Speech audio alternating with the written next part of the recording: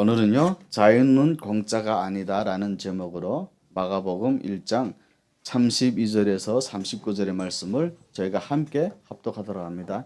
여러분 본문 말씀 화면에 띄워주겠습니다. 함께 합독합니다. 시작.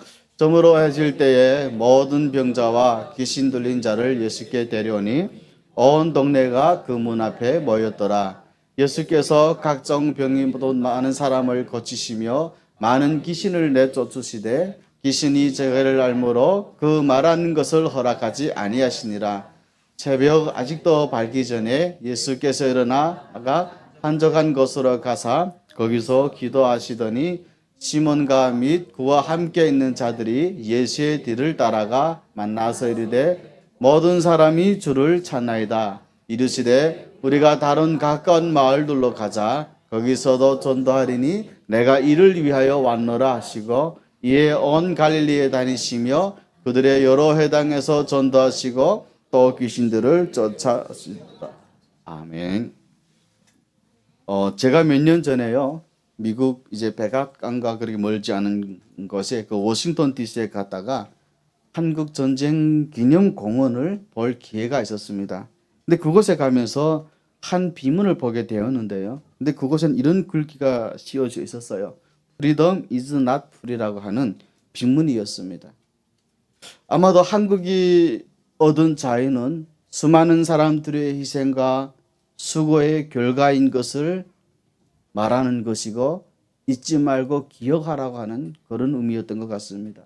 실제로 그 빈문 앞에는 한국 전쟁 때 희생되었던 사람들의 숫자가 새겨져 있죠. 유엔군 사망자가 62만 8천 명, 그리고 미군 사망자가 5만 4천 명이었습니다. 실로 생각해보면 어마어마한 숫자가 아닐 수도 없죠. 전혀 연고도 없고 한국이라는 나라가 도대체 어디에 붙어 있는지도 모르는 그런 나라를 위해서 피 한 방울 섞이지 않은 그 한국을 위해서 그 고귀한 생명들을 희생한 사람들의 숫자인 것입니다. 그런 희생 위에 오늘날 대한민국이 있게 된 것이죠. 그런 의미에서 우리는 유엔을 또 특별히 미국에 대하여 감사하는 마음을 잊지 말아야 되겠다라고 하는 그런 마음을 한번 가졌던 적이 있습니다. 그런데 사실은요, 여러분, 오늘 우리 그리스도인들이 누리고 있는 이 자유도 마찬가지라고 하는 것입니다. 이게요, 그냥 얻어진 것이 아니었어요. 예수님의 십자가의 고난과 희생 위에 얻어진 것이었습니다. 하나님께서 예수님을 통해 우리에게 주신 은혜를 한마디로 말하면, 표현하려고 하면 자유다라고 할 수가 있습니다. 그런데 예수님께서 우리들에게 자유를 주셨다는 것은 이제 우리는 모든 죄가 용서되어졌으니까 마음대로 죄짓고 살아도 된다. 오늘도 내 인생 내 거니까 내 마음대로 내 뜻대로 살아도 된다. 그렇게 말하는 것은 아닙니다. 신앙의 자유라고 하는 것은 죄 때문에 겪게 될 모든 고통으로부터 벗어나는 것을 의미하는 것입니다. 실제로 오늘날 사람들은요, 세상을 살아가면서도 부자든지 가난한 사람이든지 병이 있는 사람이든지 건강한 사람이든지 모두가 다 나름대로의 고통이 있어요. 돈이 있으면요, 뭐 걱정할 것 없을 것 같지만 건강에 염려가 있고요. 또 육신이 건강하면 먹고 사는 것이 문제가 되는 거죠. 그런데 이 모든 삶에서 우리가 겪는 고통의 근본적인 원인은 결국은 죄 때문이라고 하는 것입니다. 그리고 그렇게 살다가 우리 모두는 어느 순간 이 땅에서의 삶을 마쳐야 됩니다. 그리고 이 땅에서 삶을 마치면 그것으로 끝나는 것이 아니라 죽음 이후에는 이 땅에서는 우리가 살아왔을 때 겪었던 그 어떤 고통보다도 훨씬 더한 고통을 영원토록 받아야 되는 그런 형벌이 우리들에게 있다고 하는 것입니다. 그런데 이것 역시도 결국은 죄 때문에 겪게 되는 일인 것입니다. 그런데 예수님은요, 이런 고통으로부터 우리 모두를 자유케 하시기 위해서 이 땅에 오신 분이신 겁니다. 우리는 오늘 본문을 통해서 예수님께서 우리에게 주신 진정한 자유가 무엇인지를, 그리고 그 자유가 무엇을 의미하는지, 그리고 그 자유가 주어지기 전까지 그 자유가 주어지기 위해서 예수님은 어떤 희생을 치르셨는지, 그리고 그런 예수님의 희생 후에 우리가 얻은 자유라면 우리는 그 자유가 또 다른 세상의 사람들에게 전해지기 위해서 우리 역시 어떤 희생을 함께 치러야 하는지를 나눠보려고 합니다. 오늘 본문에서도 예수님의 제자들이 예수님께 이렇게 말을 합니다. 모든 사람이 주를 찾는다는 겁니다. 36절, 37절 말씀 함께 합독합니다. 시작. 시몬과 및 그와 함께 있는 자들이 예수의 뒤를 따라가 만나서 이르되 모든 사람이 주를 찾나이다. 아멘. 지금 제자들이 모든 사람들이 주를 찾는다고 말한 것은 실제로 그 당시에 모든 세상 사람들이 다 예수님을 찾는다는 것을 말하는 것은 아닙니다. 사실은 그 제자들의 말을 통해서 모든 사람들에게 예수님이 필요하다는 것을 대변한 그런 말이었습니다. 예수님께서도 사실은 똑같은 말씀을 하시죠. 우리 38절 말씀 함께 합독합니다. 시작. 이르시되 우리가 다른 가까운 마을들로 가서 거기서도 전도하리니 내가 이를 위하여 왔노라 하시고, 예수님께서 이것을 위해서 오셨다는 말씀은 그 예수님이 모든 인류의 죄를 고통으로부터 벗어나게 하기 위한 그 십자가의 죽으심을 당하셨으며, 그러나 결국은 그 죽음 위에 묶여 있지 않으시고 그분이 부활하신 것을 의미하는 것입니다. 그리고 그분의 죽으심과 부활하심 때문에 결국에는 앞서 말한 것처럼 우리가 이 땅에 살면서 겪을 수밖에 없는 모든 종류의 죄로 말미암는 고통으로부터 벗어나게 되어지고 자유케 되어지는 은혜가 우리에게 주어졌다고 하는 것입니다.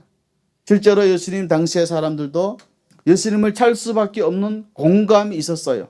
그들 가운데는 육신의 질병 때문에 힘든 사람도 있었고요. 또 어떤 사람은 먹고 사는 문제 때문에 어려움을 겪는 사람들도 있었습니다. 그런데 알고 보면 그 모든 고통의 궁극적인 원인은 결국은 하나님의 지으심을 받은 인간들이 그 주인이신 하나님을 몰라보고 그 하나님을 떠나서 오늘도 내 뜻대로만, 내 계획과 내 생각대로만 살면서 겪게 되는 그런 고통이라고 하는 것입니다. 여러분, 원래 죄라고 하는 단어가 헬라어로는요, 하마르티아라고 합니다. 그 뜻이 뭐냐면요, 관역에서 벗어났다는 이 말이에요. 다시 말하면 죄라는 것이 그저 사람 죽이고 간음하고 거짓말치고 이것만이 죄가 아니라 우리를 지으시고 오늘도 이 세상을 당신의 뜻 가운데로 운행하고 계시는 그 하나님을 떠나서 내 마음대로 내 뜻대로 살아가는 것 그 자체가 죄라고 하는 것이에요.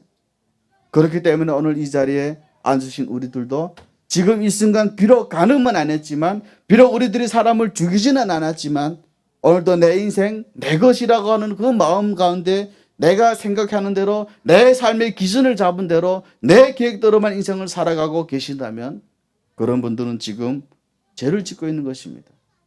그리고 그 죄 때문에 우리는 이 땅에 살면서 이런저런 고통스러운 삶을 경험하게 되는 것입니다. 그러다가 로마서 6장 23절의 말씀처럼 죄의 싹은 사망이라고 육체적인 죽음을 맞게 되는 것이죠. 그런데 더 큰 문제가 있습니다. 죽으면 모든 것이 끝나는 것이 아니라 그 육체적인 죽음 후에 심판이 기다리고 있다고 성경은 분명히 선언하고 있는 것이죠. 우리 히브리서 9장 27절 말씀 함께 합독합니다. 시작. 한 번 죽는 것은 사람에게 정하신 것이요 그 후에는 심판이 있으리니, 그리고 그 심판의 결과로 죄 가운데 살았던 사람들은 죽음보다 더한 고통 가운데 영원토록 어둠 가운데 살게 된다는 것이죠. 계시록 20장 우리 13절 15절 말씀 함께 합독합니다. 시작. 바다가 그 가운데서 죽은 자들을 내주고 또 사망과 음부도 그 가운데서 죽은 자들을 내주매 각 사람이 자기의 행한 대로 심판을 받고 누구든지 생명책에 기록되지 못한 자는 불못에 던져지더라. 네. 그런데 예수님께서는 죄가 없으신 몸으로 우리를 대신해서 죄의 대가를 치르기 위해 십자가에 죽으셨어요. 그리고 예수님이 다시 치른 그 십자가의 죽음 때문에 오늘 우리는 예수님을 믿는 믿음으로 또 우리가 예수님 안에 있기 때문에 우리가 당해야 될 그 죄는 그 죄로 말미암는 죽음으로부터 벗어나게 되었다는 것입니다. 사실 예수님께서 당시의 사람들의 병을 낫게 해주시고요, 귀신을 쫓아내 주시고 하는 그런 일을 보여주셨잖아요. 그런데 이런 치유 사건들은 결국은 무엇을 말하려고 하는 것이냐면 예수님께서 인생들의 죄 문제를 해결해 주신 분이라는 것을 보여주시는 것이죠. 그렇기 때문에 병이 낫는다거나 귀신이 쫓겨난다거나 사실 그 자체가 중요한 것은 아닙니다. 예수님은 이 치유 사건을 통해서 결국 예수님만이 우리들의 인생의 문제를 죄로 말미암는 그 고통과 사망의 문제를 궁극적으로 해결할 수 있다는 사실을, 그런 병 고치는 일, 또 귀신 쫓아낸 일들 통해서 보여주신 것입니다. 그리고 예수님은 그런 인생의 문제를 해결해 주시는 과정에서 결국은 그들의 영혼을 구원하시는 것입니다. 사랑하는 성도 여러분, 그렇기 때문에 오늘날 우리는 때론 예수님 때문에 병이 났고 오랫동안 풀리지 않았던 그렇게 인생들의 문제들이 가끔은 해결되기도 하지만, 또 어떤 때는 오히려 인생의 문제가 풀리지도 않고 여전히 병이 낫지도 않는 그런 일들도 있습니다. 그러나 그런 인생의 문제 때문에 우리는 궁극적으로 좌절하거나 낙심하거나 어둠 가운데 살지 않을 수 있는 이유가 있어요. 그것은 예수님께서 우리들의 죄 문제를 근본적으로 해결해 주신 분이기 때문에 그 죄로 말미암는 고통으로부터 근본적으로 벗어나는 은혜가 우리들 모두에게 주어져 있다고 하는 것입니다. 사실 이것이 우리가 예수님으로 받은 자유입니다. 그래서 진정한 자유는 내가 모든 삶의 고통으로부터 벗어나서 내 삶에 하나도 문제가 없는 것인 것을 말하는 것이 아니고, 실제로 내 삶에 어떤 문제가 있을지라도 그 문제에 휩싸여서 그 문제 때문에 고통하며 신음하면서 어둠 가운데 살지 않을 수 있다는 것입니다. 그리고 궁극적으로 죄로 말미암는 그 죽음의 문제, 또 죄 때문에 영원토록 지옥 형벌을 받아야 될 우리 인생들이 그 영원한 고통으로부터 벗어나가게 되었다는 사실, 이것이 예수님이 우리에게 주시는 진정한 자유의 의미인 것입니다. 그런데 예수님께서 이런 은혜를 우리들에게 입혀주시기 위해서는 그분 자신이 희생을 하셔야 했습니다. 창조 하나님이시면서도 스스로 자신을 낮춰서 피조물의 모습을 입고 이 땅에 오셨어요. 뿐만 아니라 죄가 없으신 분이 마치 죄 있는 사람처럼 십자가에 죽기까지 낮아지셨습니다. 이런 예수님의 희생 위에 오늘 우리가 누리는 자유가 있고 오늘 우리가 누리는 영생의 축복이 있는 것이지, 그래서 어떻게 하다 보니까 그런 은혜들이, 그런 축복들이 우리들에게 주어진 것이 아니라고 하는 것입니다. 그런데요, 그런 자유가 그냥 그렇게 얻어진 것이 아니라 예수님의 희생과 수고 가운데 얻어진 것이라면, 그래서 그런 예수님의 희생 때문에 오늘 우리가 자유를 얻었다면, 이제 우리는 그 자유가 세상에 또 다른 사람들에게 전해지기 위해서 우리 역시 희생하는 삶을 살아야 될 필요가 있다는 것입니다. 예수님의 희생으로 말미암아 자유를 얻은 우리는 그 자유를 또 다른 세상의 사람들에게 얻게 해야 될 의무가 있고요. 때로는 그 과정에서 우리는 예수님이 겪으신 그런 희생과 아픔을 함께 겪어야 될 때가 있다는 거예요. 그럼에도 불구하고 우리는 그 일을 해야 되는 것이 지금 이 순간에도 수많은 영혼들이 죄와 사망의 음침한 골짜기로, 그 골짜기에서 고통하며 살아가고 있기 때문인 것입니다. 어떤 인생의 어둠과 고통, 힘든 상황, 두려워할 수밖에 없는 상황이 있어도 그 상황에 매몰되지 않고 그 어둠에 휩싸여 있지 않고 예수님이 주시는 자유를 만끽하며 누리는 모습, 이것이 바로 예수님께서 우리에게 주신 자유의 의미가 아닐까 싶습니다. 사랑하는 여러분, 우리가 잘 몰라서 그렇죠. 소위 북한의 고난의 행군이 시작되면서 수많은 북한 사람들이 중국에 몰려 들어왔습니다. 그때를 놓치지 않았고 한국과 디아스포라 수많은 교회들이 북한의 복음을 전하고자 수많은 선교사님들이 중국에 파송했고, 수많은 선교사님들이 중국에 들어가서 수많은 탈북민들을 만나고 복음을 전하고, 그 복음을 받아들이고 믿었던 수많은 북한 사람들이 다시 북한에 복음을 전하기 위해 들어갔습니다. 그때 중에는 저희 스승이었던 주강호 전도사님과 윤법의 사모님 같은 분들 계셨고요. 수없이 많은 탈북민들이 복음을 안고 북한으로 들어갔습니다. 과연 그들은 무엇을 보았고 무엇을 알았기에 그런 죽음도 불사하며 그런 선택을 하였을까요? 여러분, 누구에게나요, 목숨은, 생명은 소중한 법입니다. 그러면 그들은 그 하나밖에 없는 생명을 걸고 그렇게까지 한 이유가 무엇일까요? 바로 자유입니다. 자유도 그냥 자유가 아니라 바로 신앙의 자유라고 하는 것입니다. 신앙인의 자유, 예수님을 만나서 누릴 수 있는 최고의 자유, 행복이 이 안에 있다는 것을 알았기 때문에 그들은 자기 몸을 초이같이 버리는 것을 조금 더 두려워하지 않았고 복음을 안고 북한으로 내 조국으로 들어갈 수가 있었습니다. 그러나 안타깝게도 지금 이 순간에도 북한 땅에는 우리와 같은 민족인 2,500만의 동포들이 아직도 복음의 빛을 알지 못하고 어둠의 골짜기에서 살아가고 있습니다. 지금 이 순간에도 수많은 형제 자매들이 억압받고 굶주린 가운데 고통하며 살아가고 있습니다. 그리고 그렇기 때문에 저희 탈북민 목회자들은 그들에게 빚지고 있습니다. 우리는 늘 그런 빚진 마음으로 교회를 해가고요. 교회를 위해 하나님께 기도하고 있습니다. 그리고 그들에게 이 예수님으로 말미암는 자유가 선포되어져야 되고요. 그 예수님으로 말미암아서 그 땅에 결국엔 자유가 임해야 된다는 것입니다. 어쩌면 지금 전한 이 설교 때문에 우리들도 혹은 저도 언젠가는 북한에 또다시 어떻게 억류될지도 모르는 상황이 올 수가 있습니다. 그러나 그렇게 될지언정 그 땅에 예수님으로 말미암는 자유가 필요하다는 것을 우리는 인정하지 않을 수가 없다는 것입니다. 사실 예수님께서 마지막 지상에서의 사역을 마치시고 승천하시기 직전에 이 땅에 남아있는 제자들에게 유언처럼 남기신 말씀도 바로 그런 것이죠. 우리 마태복음 28장 19절 말씀 함께 합독합니다. 시작. 그러므로 너희는 가서 모든 민족을 제자로 삼아 아버지와 아들과 성령의 이름으로 세례를 베풀고 세상의 모든 사람들에게 나아가서 그들을 예수님의 제자로 만들라는 것, 이것이 우리에게 자유를 주셨던 주님의 명령이었습니다. 그렇다면 여러분, 그 일을 위해서 우리가 할 수 있는 일은 무엇이겠습니까? 가장 먼저는 우리의 입술을 통해서 그 예수님을 전해야 되는 것입니다. 로마서 10장 13절에서부터 15절까지 말씀을 함께 합독합니다. 시작. 누구든지 주 이름을 부르는 자는 구원을 받으리라. 그런즉 그들이 믿지 않은 이를 어찌 부르리요? 듣지도 못한 이를 어찌 믿으리요? 전파하는 자가 없이 어찌 들으리요?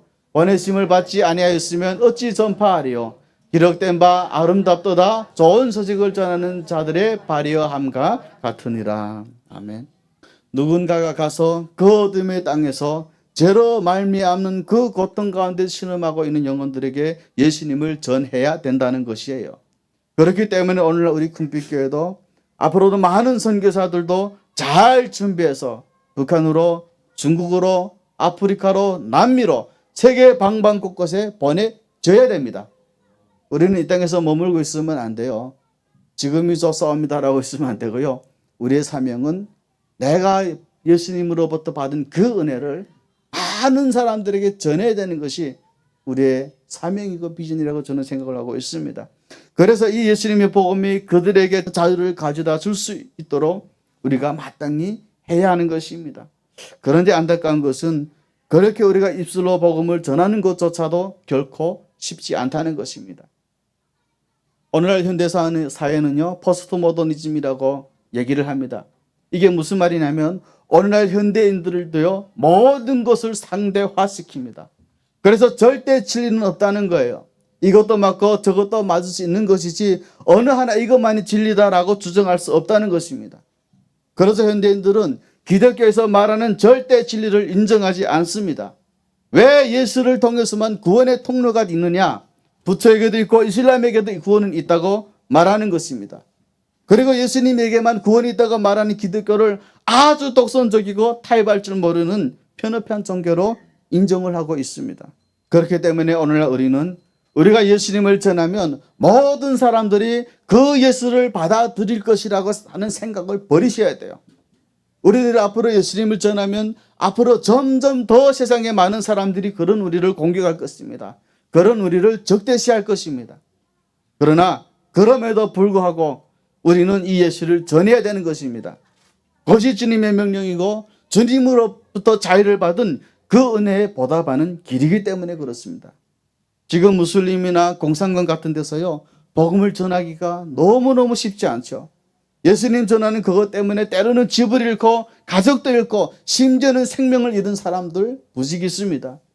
그러나 그들은 그 복음을 전하는 일을 절대로 포기하지 않고 있습니다. 그리고 그것을 위해 두려워하지 않고 있습니다. 왜냐하면 그들은 자신 안에 있는 그 예수님께서 주신 자유를 놓치지 않고 있기 때문에 그래요. 진정한 자유는 이 땅에서 행복한 삶이나 이 땅에서 마음대로 사는 그런 삶이 아니라 영원한 생명 가운데 사는 삶이라는 것을 그들은 알고 있기 때문에 그렇습니다. 오늘 우리는 그 예수님의 자유를 붙들고 그 예수님을 전하는 삶을 살기를 소망합니다. 그리고 그 과정에서 우리들에게도 어떤 어려움과 어떤 고통이 올지라도 그것을 마땅히 감당해야 할 것입니다. 피하지 마세요. 피하면 또 다른 방법으로 옵니다, 우리에게. 그런데 예수님을 전하는 그 일에는 구세 입술로만 통해서만 전하는 것으로 되어지지 않는다는 거예요. 어쩌면 우리 입술로 전하는 것보다 더 중요한 것이 우리들의 삶을 통해서 예수님을 전하는 길일 것입니다. 여러분, 오늘 교회들이 점점 몰락하고 쇠락해져 가는 이유가 무엇일까요? 교회들이 예수님의 복음을 입술로만 전하고 삶을 통해서 전하지 않기 때문에 그렇습니다. 목사된 자가 마땅히 있어야 될 자리에 있지 않고 만날 싸바리고 다리고 앉아있고, 교회 중직이라고 하는 사람들이 세상에 나가서는 세상 사람들보다 더 심하게 더 악하게 그는 이런 현실이 오늘날 교회의 영적인 쇠락을 가져온 것입니다. 사랑하는 성도 여러분, 그리스도인이라고 말하기도 부끄러울 정도로 그런 이기적인 모습을 가지고 살아가면서 세상 사람보다 더 악하고 잘못된 모습으로 살아가면서 그런 성도들이 전하는 예수 복음을 누가 믿고 누가 받아들이겠습니까? 그래서 예수님은요, 땅끝까지 가서 복음을 전하라는 그 명령과 함께 또 하나의 명령을 내리셨죠. 그것이 바로 요한복음 13장 34절의 사랑의 계명인데요. 우리 함께 합독합니다. 시작. 제 계명을 너에게 주노니 서로 사랑하라. 내가 너희를 사랑한 것 같이 너희도 서로 사랑하라. 예수님의 대위임 명령, 땅끝까지 가서 모든 족속이 예수 제자 되게 하라는 그 명령과 이 사랑의 명령은 서로 다른 것 같지만 사실 한 가지입니다. 왜냐하면 모든 족속을 제자로 삼으라는 명령은 결국에는 사랑하라는 그 계명을 통해서 이루어질 수가 있기 때문에 그래요. 그 사랑의 방법 중에 하나가 세상 사람들의 영혼을 구원해 내실 예수 그리스도를 입술로 전하는 것이지만, 그것보다 더 중요한 것은 그 전하는 복음을 받아들이고 그래서 그들도 우리처럼 주님의 제자가 되도록 하기 위해서 우리의 삶을 통해 그리스도의 사랑을 나타내야 되는 것입니다. 오늘 저희 서창금빛교회가 앞으로 이뤄가야 될 많은 비전들도 결국에는 그게 세상 가운데 우리가 받은 예수님의 사랑을 나타내자는 것입니다. 내가 먼저 예수님의 사랑을 받았기 때문에 우리가 삶 속에서 함부로 남을 판단하고 비난하고 정죄하는 것이 아니라 칭찬을 먼저 하고 긍정적인 말을 해주고 감사하는 말을 먼저 하고, 약한 자를 보면 판단하고 그러지 말고 오히려 그들의 영혼을 위해서 더 많이 기도해주고 또 온 땅에 이웃과 세상을 위해서 기도하고 또 그들을 섬기는 일을 하라는 것입니다.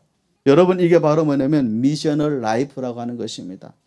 그리고 이런 미셔널 라이프를 사랑하는 성도들이 세상 가운데 구체적으로 예수님의 사랑을 나타내는 것, 이것이 바로 미셔널 처치, 즉 선교적인 교회인 것입니다. 오늘날 우리 서창금빛교회도 그런 미셔널 처치로 또 그런 미셔널 라이프로 사는 교회와 성도들이 되시기를 소망합니다. 그런데 우리가 그 그리스도의 사랑을 나타낸다고 하는 것이 그리 쉬운 일이 아니라고 하는 거죠. 왜냐하면 예수님께서 말씀하신 것처럼 우리가 나타내야 될 사랑은 예수님께서 우리들에게 베풀어 주신 사랑이어야 하기 때문에 그렇습니다. 그분이 우리들에게 베풀어 주신 사랑은 결국에는 원수를 사랑하는 사랑이었습니다. 그 원수를 위해서 자기 목숨을 내어놓을 수 있는 사랑이었습니다. 여러분, 실제로 이 세상에서 악한 사람들이 어떻게 예수님을 믿게 되겠습니까? 우리들이 그들의 악함을 지적해주고 그들에게 벌을 줄 때 그들이 온전한 사람이 되고 그들이 그럴 때 예수님을 믿게 될까요? 만약 그랬다면요, 세상은요 이미 천국과 같은 곳으로 진작 바뀌어 있어야 됩니다. 그렇다면 우리의 믿지 않는 남편들이나 우리의 자녀들이 어떻게 예수님을 믿게 될까요? 내가 받은 만큼 고스란히 대갚아 주겠다고 속이 시원하도록 따져주면 그러면 그 남편이 바뀌어지고 그들이 예수님을 영접할까요? 그렇다면 그들이 이미 신앙생활을 시작했을 것입니다. 예수님께서 우리에게 명령하실 때 내가 너희를 사랑한 것 같이 너희도 사랑하라고 말씀하신 것은 의미가 있습니다. 예수님이 우리에게 그리셨던 것처럼 사랑받을 자격이 없어 보이는 사람을 사랑하라는 거예요. 나에게 잘 대해주고 항상 옳은 말만 하고 어느 것 하나 잘못함이 없는 그런 사람들뿐만 아니라 하는 짓마다 되게 미운 짓하고 말하는 말마다 상처 주고 상처 주는 말을 하고 뭔가 잘못되어 있는 것 같은 그런 사람일수록 더더욱 다가가서 사랑해 주라고 하는 것입니다. 그럴 때 그 사랑이 그들을 변화시키고 그리고 그 변화된 삶 가운데 영원의 구주 되신 예수님을 받아들이는 것입니다. 그리고 그런 왼수 같은 인간들을 위해서도 때로는 내 물질뿐만 아니라 내 시간을 심지어는 내 생명까지 희생하고자 할 때 그 사랑이 바로 영혼을 구해내는 것입니다. 히브리서 13장도요. 우리의 대제사장 되신 예수님의 사랑을 받은 성도들이 어떻게 살아야 할 것인지를 말하면서 마지막에 13장 1절 이렇게 말을 하죠. 형제 사랑하기를 계속하고, 그죠? 그래서 히브리서 결론이 뭐냐? 결국은 형제를 사랑하라는 거예요. 오늘 성경의 말씀과 같이 매우 매우 어긋나는 이 세상을 어떻게 여러분들이 살아가시렵니까? 어떤 모습으로 살아가려고 하십니까? 성경의 결론은 이것입니다. 사랑하라는 겁니다.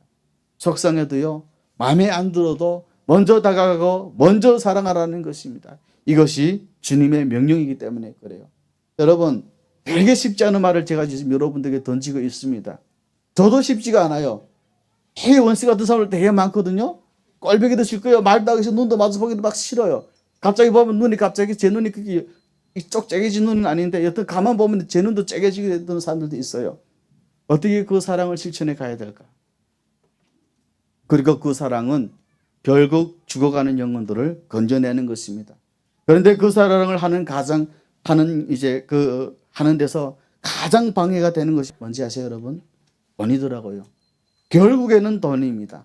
그래서 히브리서도 이렇게 말을 하고 있는 거죠. 히브리서 13장 5절을 보면 돈을 사랑하지 말고 있는 바를 족한 줄로 알라. 그가 친히 말씀하시기를 내가 너희를 버리지 아니하면 과연 너희를 떠나지 아니하리라 하셨다라고 예수님께서 말씀하고 있습니다. 정말로 그래요. 예수님의 계명대로 사랑하느라고 내가 물질의 손해를 좀 봅니까? 여러분, 그것 때문에 나는 결코 망하지 않습니다.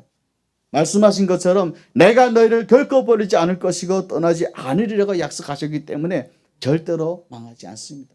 교회도 마찬가지예요. 제가 이제 몇 주 전에 여러분 설교를 할 때 한국의 그 감자탕 교회라고 소문난 교회죠. 그 강림교회에 대해서 아마 얘기하지 않았습니까? 한 주에 헌금이 걷어지면 그 다음 주까지 그 헌금을 다 써버리는 것이 그 교회 목표입니다. 지들은 아마 내가 봤을 때 생각하지 않은 것 같아요. 우리 같으면, 우리 교회들 같으면 교회 헌금도 모이지도 않고 또 교회가 이끌어져 가다 보면 어떤 일이 벌어질지 모르니까 일정한 정도는 이제 준비해 놓고 이제 대회에 있지 않겠습니까?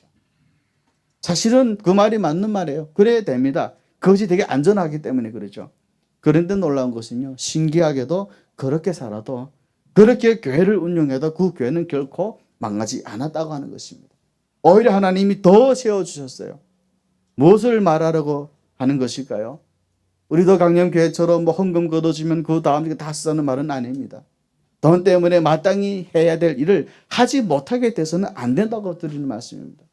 왜냐하면 돈 없어서 결코 망하게 하지 않으실 분이시기 때문에 그렇습니다. 돈 때문에 걸려서 넘어지지 않아야 되기 때문에 그렇습니다. 오늘 우리들의 인생도 마찬가지죠. 분명히 예수 성령님께서는 우리들의 심령에 말씀하셨어요. 네가 희생하라. 네가 손해봐라. 그런데 하나님, 그렇게 손해보면 나는 어떻게 살라고요? 그런 마음이 여러분의 저나 똑같이 듭니다. 그러나 여러분, 하나님께서 오히려 우리들에게 더 많은 것들을 채워주실 것입니다. 그리고 그 사랑의 계명을 지키고자 할 때 우리가 정말 기억해야 될 것이 또 하나 있죠. 그것은 사람과 악한 영의 역사를 구분해서 보라는 겁니다. 사람을 미워하지 말고요, 그 사람 속에 역사하고 있는 그 악한 영을 미워하라고 하는 것입니다. 여러분, 혹시 모름이라는 영화를 좀 보셨나요? 보셨어요? 거기에 보십시오. 그 어떤 흑인 여자가 남편이 바람피고 그 못된 짓 하니까 그런 남편하고 같이 안 살려고 하는 거예요. 각방 쓰고 남편 위하고 남편 원망하고 그렇게 살다가 이 흑인 여자가 어느 신실한 그리스도인 할머니를 만나게 됩니다. 그리고 그 어둠의 세상에서부터 벗어나는 그런 얘기예요.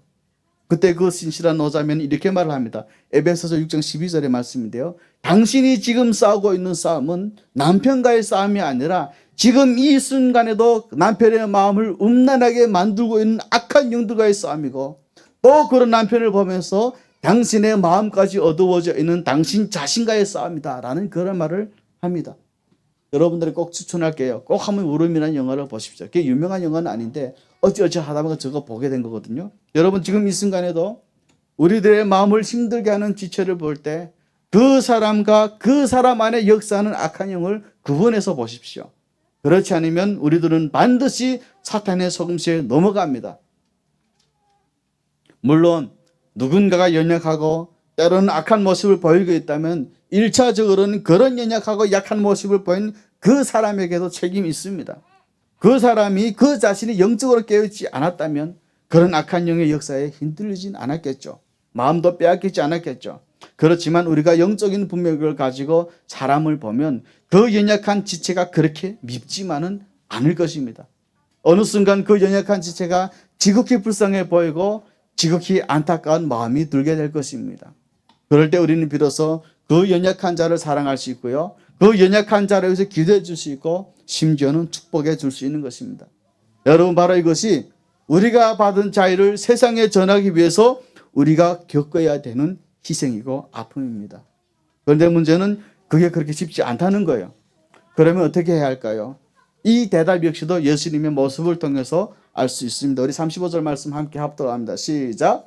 새벽 아직도 밝기 전에 예수께서 일어나 아가 한적한 곳으로 가사 거기서 기도하시더니, 사실 예수님은요 그 전날 저녁 늦게까지 병자들을 고치시느라고 무척 피곤한 상태였습니다. 32절에 보시면 저물어 해질 때 모든 병자와 귀신 들린 자를 예수께 데려오니라고 말씀하고 있습니다. 왜 저물어 해질 때 그리스도에 데리고 왔을까요? 안식일 때문에 그래요. 안식일이 끝나는 저녁에 되어서야 병자들이 예수님 앞에 데리고 올 수가 있었습니다. 그런데 33절에 보면 온 동네가 그 문 앞에 모였더라라고 말을 하잖아요. 예수님으로부터 고침을 받아야 될 사람들이 그 문 앞에 가득히 모여 있었다는 것입니다. 그런데 예수님은 그들을 마다하지 않으셨어요. 내가 피곤하니까 오늘은 이만하고 돌아가라고 그렇게 말씀하지 않으셨습니다. 34절에 보시면 예수님께서 각종 병이든 많은 사람들을 고치시며 많은 귀신들을 내쫓으셨다라고 말씀을 하고 있습니다. 여러분 얼마나 피곤하셨겠어요? 밤늦게까지 그 일을 하느라고 얼마나 예수님께서도 피곤하셨겠나 말이에요.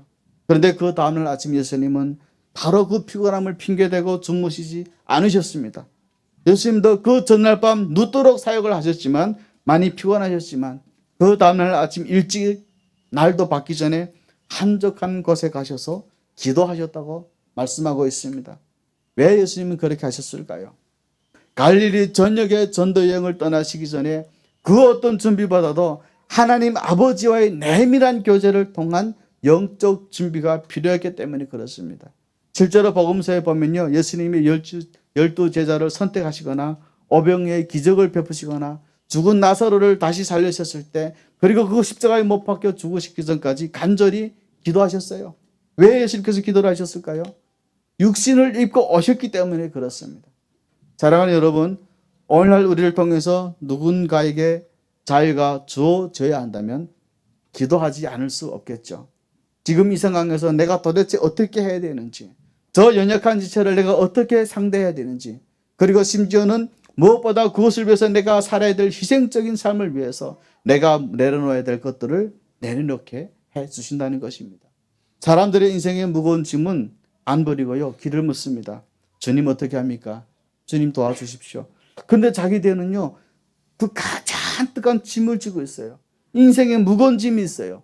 내 인생이라는, 내 것이라는 생각하는 가운데 예수님을 믿어도 오늘 내 인생을 내가 계획하고 내가 디자인한 대로 만들어 가려고 하는 그 무거운 인생의 짐은 그대로 짊어진 채로 주님 내가 어떻게 하면 좋겠습니까? 주님 나를 도와주십시오. 그렇게 주님 앞에 구한다는 것입니다. 그 인생의 무거운 짐은 안 버리고 길을 물으니 예수님을 대답을 안 하시는 거죠. 아니요, 여러분, 좀 더 정확하게 말씀을 드리면 말씀하셔도 저나 여러분들이 알아듣지를 못해요. 여러분, 사오정이라는 말을 아시죠? 아무리 말해도요 엉뚱한 말을 이해하는 걸 말하는 것입니다. 참 오늘날 같은 세상들은 우리 그리스도인들도요 사오정들이 참 많아요. 주님이 아무리 말씀하셔도 그 말씀을 못 알아듣습니다. 되게 또 엉뚱하게 알아들어요. 자기 좋을 대로 지가 귀에 들리는 대로 해석하고 받아들여요. 오늘 우리들의 삶이 그렇다는 겁니다. 여러분 짐을 맡기셔야 돼요. 인생의 무거운 짐을 내 뜻대로 내가 짊어지려고 하는 것이 아니라 예수님한테 한번 맡겨보십시오. 그럴 때 얼마나 큰 자애가 오는지 모릅니다. 얼마나 큰 마음의 평안이 찾아오는지 모릅니다. 그런데 그 짐을 내려놓기 힘들 때 예수님 앞에 나가보십시오. 그리고 기도해 보세요. 그럴 때 우리 때의 마음의 평안이 임하고요. 그렇게 포기하고 싶지 않았던 것들, 정말 내려놓고 싶지 않았던 것들이 우리들이 모르는 사이에 내려놓아집니다.